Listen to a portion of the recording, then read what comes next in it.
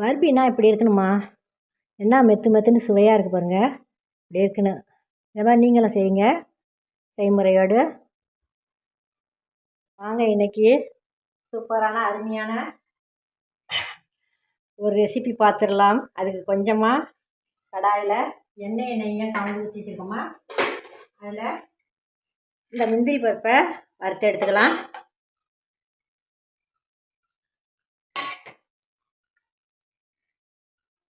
இதை லேசாக இதை வறுத்து பொன்னிறமாக வறுத்து எடுத்துக்கலாம்.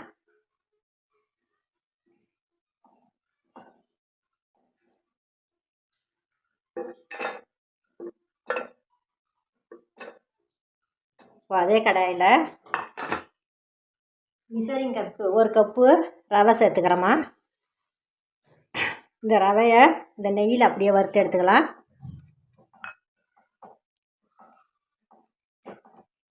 இந்த ரவாயும் பொட்டுக்கடலையும் சேர்த்து பர்பி பண்ணால் ரொம்ப சூப்பராக இருக்குமா. குழந்தைங்க கேட்டு கேட்டு வாங்கி சாப்பிடுவாங்க. இதை மாதிரி நீங்களும் செஞ்சு பாருங்கள். நெய்யில் வறுத்துட்டு பர்பி பண்ணால் ரொம்ப சூப்பராக இருக்கும்.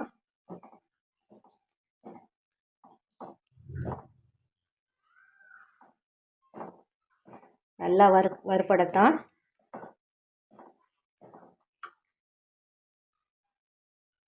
இதே நல்லா முறியடிச்சு பாருமா, ரொம்ப சூப்பராக இருக்கும். நீங்களும் செஞ்சு பாருங்கள். எந்த கப்பில்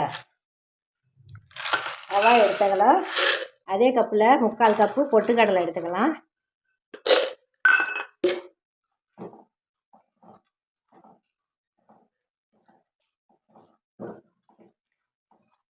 இதுலேயே ஏலக்காய் போட்டுக்கிறாந்தா ஒரு 4 ஏலக்காய் போட்டுக்கோங்க.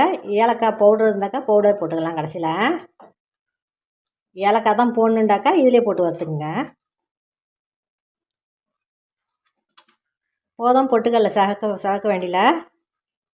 ஸ்டவ்வை ஆஃப் பண்ணிடலாம். இது அப்படியே ஒரு 10 நிமிஷம் ஆற விட்டு மிக்சி ஜாரில் நல்லா போட்டு அரைச்சி எடுத்துகிட்டு வந்துடுறேன்.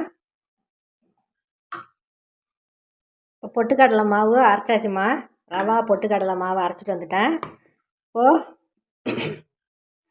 இப்போ கடாயில் வந்து ஒரு 1/2 கப்பு நம்ம அளந்து எடுத்த மிசரிங் கப்பில் 1/2 கப்பு தண்ணி ஊற்றி வச்சுருக்கேன். அதில் அந்த சீனி அதில் போட்டுடலாம்.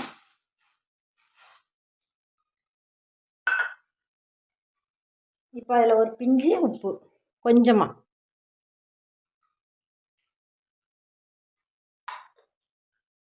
உப்பு போட்டாச்சு.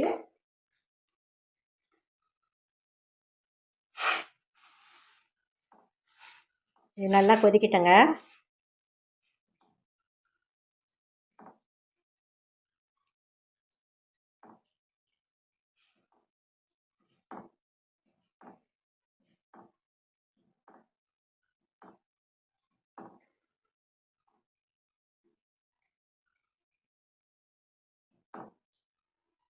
நான் தித்திப்பூ அதை மிசரிங் கப்பால் 1 கப்பு தான் சீனி போட்டிருக்கேம்மா. உங்களுக்கு தேவைன்னு சொன்னாக்கா இன்னும் கொஞ்சம் சீனி போட்டுங்க.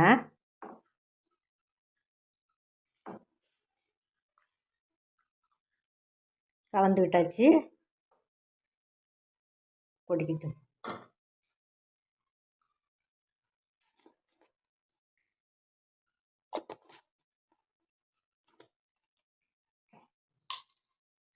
கரைஞ்சிடுச்சுமா. இதில் இந்த மாவை சேர்த்துடலாம். சேர்த்துட்டு நல்லா கிளறி விட்டுக்குங்க. கட்டிகள் இல்லாமல் நல்லா கிளறிக்குங்க.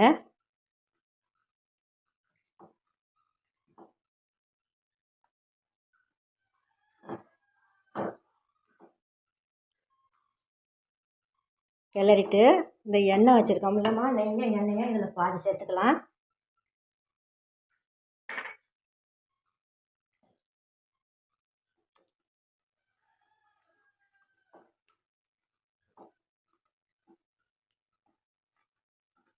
அப்படியே பிறண்டு நல்லா வேகட்டம்மா. பாதி எண்ணெய் நெய் தான் சேர்த்துருக்குறேன், இன்னொரு பாதி இருக்கு. இதில் வந்து ஏலக்காய் பவுட்ரு 1 ஸ்பூன் சேர்த்துக்கிறேன். சீனி போட்டு அரைச்சது அதில் 1 ஸ்பூன் சேர்த்துக்கலாம்.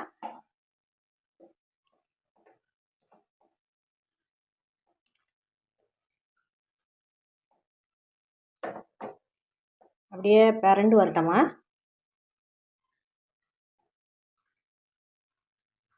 அல்வா பதத்துக்கு நல்லா பிறந்து வந்துடுச்சு பாருங்கம்மா. இப்போ வந்து பாக்கி உள்ள நெய்யையும் இதில் சேர்த்துடலாம்.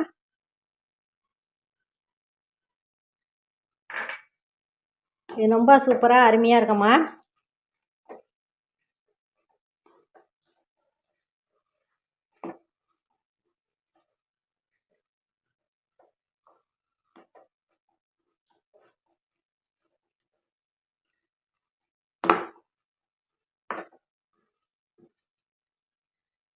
ஒன்று சேர அப்படியே பிறண்டு வருது பாருங்க.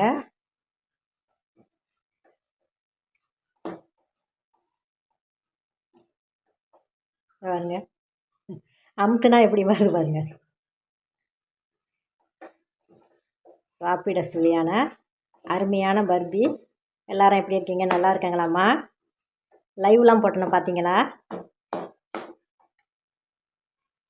இப்போ ஒரு தட்டில் எண்ணெய் தடவை வச்சுருக்கோம்மா, அதில் கொட்டிடலாம்.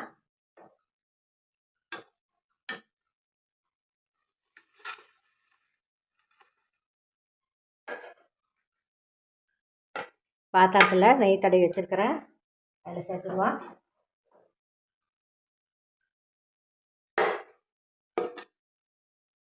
அதை அப்படியே சமம் பண்ணி விட்டுடலாமா.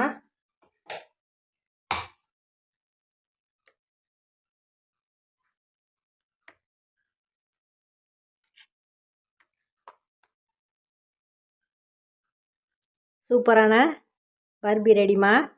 இது அப்படியே வந்து ஒரு 2 மணி நேரம் ஆறட்டும், அப்புறமா பார்க்கலாம். ஆறுனா தான் நல்லாயிருக்கும், ஆறுனா தான் துண்டு போட வரும். அருமையான சுவையில் சூப்பரான பர்பி ரெடிங்க. இந்த பாருங்க 2 மணி நேரம் ஆயிடுச்சு. இதை வந்து ஒரு கத்தியால் எடுத்தாச்சு. பாருங்கள் என்ன சூப்பராக இருக்குது பாருங்கள். சாப்பிட சாப்பிட திகட்டாத பர்பி. பார்த்தீங்களா என்ன சூப்பராக இருக்குது. நல்லா பாஞ்சி போல் சுவையாக நல்லாயிருக்கு. இந்த மாதிரி நீங்களும் செஞ்சு பாருங்கள். செஞ்சு பார்த்துட்டு சொல்லுங்கம்மா. பார்த்தீங்களா? இந்த வீடியோ பிடிச்சிருந்தா லைக் பண்ணுங்கள், ஷேர் பண்ணுங்கள், சப்ஸ்கிரைப் பண்ணாதவங்க சப்ஸ்கிரைப் பண்ணுங்கள். இன்னொரு வீடியோவில் சந்திக்கிறேன். நன்றி, வணக்கம்.